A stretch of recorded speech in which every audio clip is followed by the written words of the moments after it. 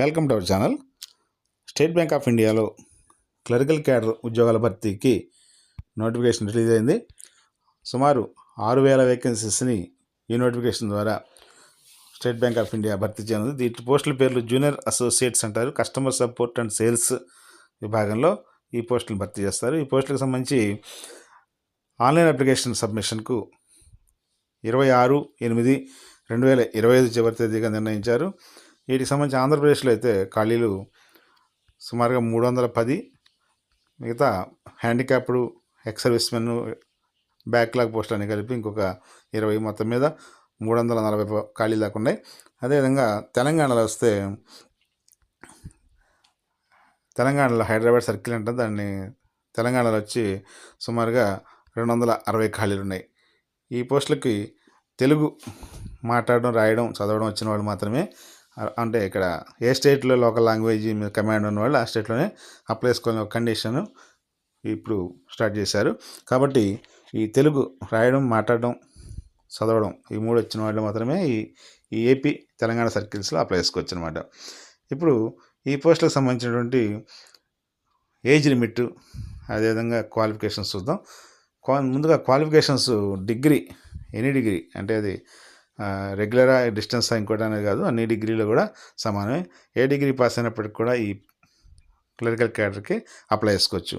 అలాగే age limit చూస్తే 1/4/2025 నాటికి 20 సంవత్సరాలు నిండాలి, 28 సంవత్సరాలు పూర్తి కాకూడదు. అయితే బీసీ అభ్యర్థులు అంటే ఓబీసీ అభ్యర్థులకు 3 సంవత్సరాలు, ఎస్సీ ఎస్టీ అభ్యర్థులకు 5 సంవత్సరాలు, హ్యాండిక్యాప్డ్ క్యాండిడేట్స్కి 10 సంవత్సరాలు సడలింపించారు. కాబట్టి ఈ ఏజ్ లిమిట్ కూడా రిలాక్సేషన్ అనేది వర్తిస్తుంది. అయితే ఈ అప్లికేషన్ సంబంధించి సెలక్షన్ ప్రొసీడ్యూర్ చూద్దాం. దీనికి సంబంధించినటువంటి ప్రిలిమినరీ, మెయిన్ ఎగ్జామ్స్ 2 ఉంటాయి. ఈ 2 కూడా ఆన్లైన్ ఎగ్జామ్స్ ఉంటాయి. ఆ తర్వాత స్పెసిఫైడ్ ఆప్టెడ్ లోకల్ లాంగ్వేజ్ కూడా ఒక టెస్ట్ ఉంటుంది. ముందుగా ప్రిలిమ్స్లో 100 మార్కులకి ఎగ్జామినేషన్ ఉంటుంది. ఇక్కడ 1 అవర్ డ్యూరేషన్లో 3 సెక్షన్స్లో ఈ ఎగ్జామినేషన్ ఉంటుంది. ఇంగ్లీష్ లాంగ్వేజ్, అది పూర్తిగా ఇంగ్లీష్లో ఉంటుంది. దీనికి 30 క్వశ్చన్స్ ఉంటాయి, 30 మార్కులు, 20 నిమిషాల్లో ఆన్సర్ చేయాలి. అలాగే న్యూమరికల్ ఎబిలిటీలో కూడా ఇంగ్లీష్ మీడియంలో ఉంటుంది. 35 మార్కులు, 35 క్వశ్చన్స్, మొత్తం 20 నిమిషాల్లో దీన్ని కూడా ఆన్సర్ చేయాలి. రీజనింగ్ ఎబిలిటీలో కూడా ఇంగ్లీష్ మీడియంలో ఉంటుంది. 35 ప్రశ్నలు, 35 మార్క్స్, 20 నిమిషాల్లో ఆన్సర్ చేయాలి. అంటే 100 ప్రశ్నలు, 100 మార్కులు 1 గంటలో పూర్తి చేసి ఉంటుంది అనమాట. ఇందులో రాంగ్ ఆన్సర్ పెట్టినట్టయితే మాత్రం నెగిటివ్ మార్కింగ్ 1/4 కట్ అయిపోతుంది. ఇక్కడ క్వాలిఫైయింగ్ మార్క్స్ అనేటువంటి ఆప్షన్ ఏం లేదు, కానీ ఇక్కడ ఉన్న మెరిట్ ప్రకారం అక్కడ 10 టైమ్స్ అభ్యర్థులు, అంటే ఒక పోస్ట్కి 10 మంది చొప్పున సెలెక్ట్ చేసి మెయిన్ ఎగ్జామినేషన్కి కాల్ఫర్ చేస్తారు. ఈ మెయిన్ ఎగ్జామినేషన్ కూడా స్ట్రక్చర్ ఒకసారి చూస్తే general and financial awareness, general English, quantitative aptitude, reasoning ability and computer aptitude అనే విభాగాలు ఉంటాయి. ఇవన్నీ కూడా ఇంగ్లీష్ మీడియంలోనే ఉంటాయి.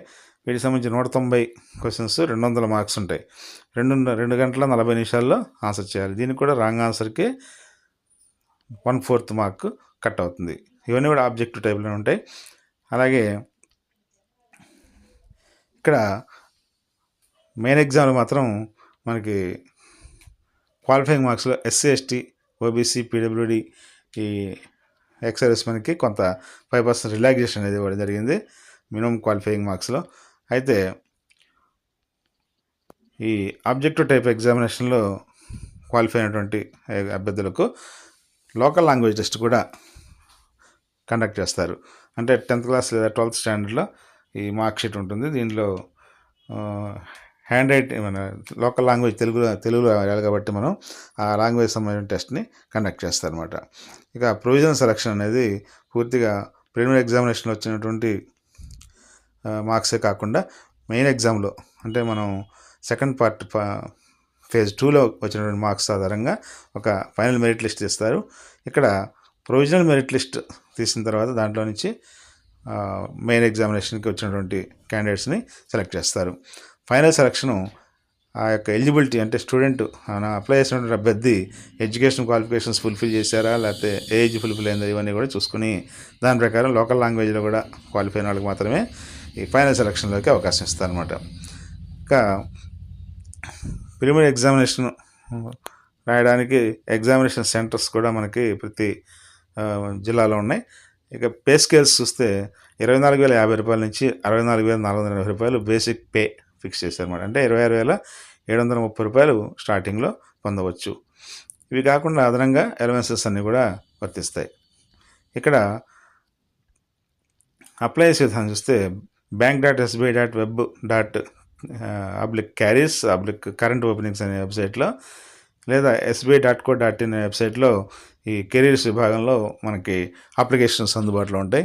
అంటే ఆన్లైన్ అప్లికేషన్, దాంట్లో మనం అప్లికేషన్ ఫిల్ చేసి దాంతోపాటు ఫోటో, సిగ్నేచర్, అలాగే డిక్లరేషన్, థంబ్ ఇంప్రెషన్ కూడా అప్లోడ్ చేయాల్సి ఉంటుంది ఈ జూనియర్ అసోసియేట్స్ పోస్ట్ కోసం. అవన్నీ అప్లోడ్ చేసి సబ్మిట్ చేసిన తర్వాత పేమెంట్ చెల్లించాల్సి ఉంటుంది. ఆ పేమెంట్ కట్టిన వాళ్ళకి మాత్రమే అప్లికేషన్ యాక్సెప్ట్ అయ్యి మీకు హాల్ టికెట్లు అనేవి రావడం జరుగుతుంది.